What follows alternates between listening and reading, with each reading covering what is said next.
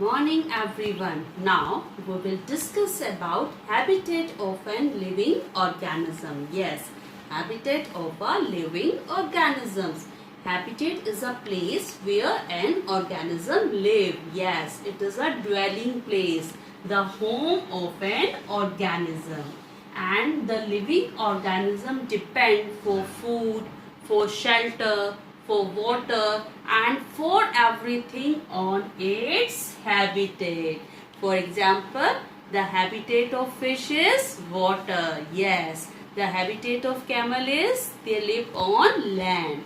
So different animals live in different places and they depend for their food, for shelter, for water and all other basic needs on their habitat. So when we talking about habitat, habitat is of two types. We can divide the habitat into two categories. Yes. First is your terrestrial habitats and next is your aquatic habitat. So terrestrial habitat means those organisms which live on land. Yes. Those organisms which live on land. Like your camel is there, your dog is there, okay, cat is there, tiger is there. So their habitat is terrestrial habitat. And aquatic habitat means those animals which live in water. Yes, which live in water. Like your fish is there, it's live in water, so it has aquatic habitat. So when we talking about terrestrial habitat means forest. Forest is there, okay, or you can say grasslands are there. We can say mountains area. These are the terrestrial habitat and a number of organisms live there. Number of organisms live there means when we talking about habitat now, a number of organisms share their habitat, or you can say they live in the same habitat. So a number of organisms lives in the forest, grasslands, mountain areas, etc. And if we were talking about aquatic habitat like your sea, ponds, river, lakes, so these are the aquatic habitat, and again a number of organisms live in that habitat.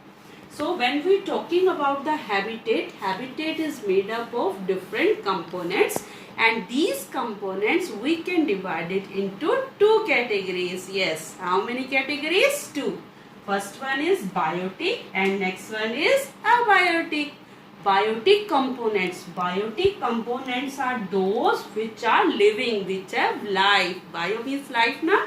Okay, like your plants are there, animals are there, microorganisms are there. So these are the biotic or the living components of any environment. And when we talking about abiotic components, so like your water is there, sunlight is there, air is there, soil is there. So these are the abiotic components of an environment.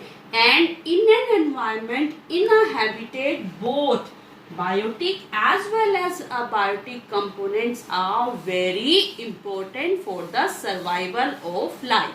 Life is not possible without the biotic components as well as without the abiotic component. Now we will discuss about adaptations in living organisms. Yes, adaptation in living organisms. Adaptations means specific features that enable an organism to live in its habitat. Yes, the special features of an organism which help it in to live in its habitat. Habitat means the place where they live, the surrounding where they live. And different living organisms adapt themselves, adjust themselves according to the environment of their surroundings, and these specific features are known as adaptations. Okay, so when we talking about any living organism, those organisms which show the process of adaptation, Those who adapt according to the change in the environment, only they can survive in the environment, otherwise they will die out. So for example, if we were talking about camel and fish, camel is adapted to live in the desert where there is a weather is hot and dry. But there are different features which help the camel to live in the desert condition, to live in the hot and dry weather. In the same way, fish can live in water, because there are some special features, some specific features which help a fish to survive in water. So when we talking about adaptation means specific features. Okay, and when we talking about specific features, so first of all we will discuss about camel. It's live in desert area where there is a very hot and dry weather is there, and there is a very less amount of water, and that's why camel body has some specific feature. For example, their long legs.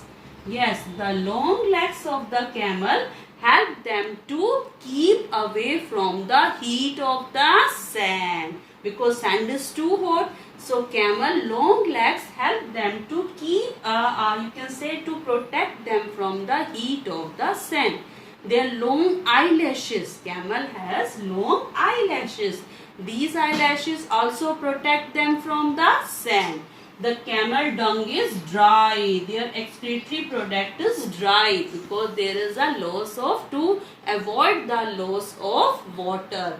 It has short hairs. Okay, so these are some features of camel which help them to survive in desert. In the same way, if we will talking about fish live in water. And first of all, streamlined body of a fish. Streamlined body of a fish help to live in water, because that shape of a fish help to easily cut off the flow of water. In the same way, with the help of gills, fish can easily absorb oxygen dissolved in water for the process of respiration. Okay, so these are the special features. Fish have fins and the tails, and these fins and tails help a fish to just swim in water and to make balance in water.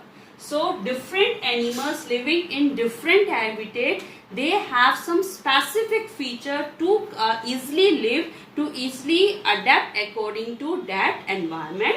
When we're talking about adaptation, there is a one more term, that is the acclimatization, that is differ from the adaptation. Acclimatization means when any specific person show a change in his or her body due to the change in the environment. Overall, there is an example. We are living in a plain area, okay, and suddenly we are going to the higher places. So for the first few days we will have a problem in breathing and we will have a problem in physical activities. But after few days our body adapted according to the environment, according to the atmosphere of the hilly areas. So that changes which occurs in a specific organism over a short period of time. This is known as acclimatization. But adaptation is not occurs over a short period of time. It takes thousands of years. And those animals which adapt according to that conditions, they survive, and rest of one will die out.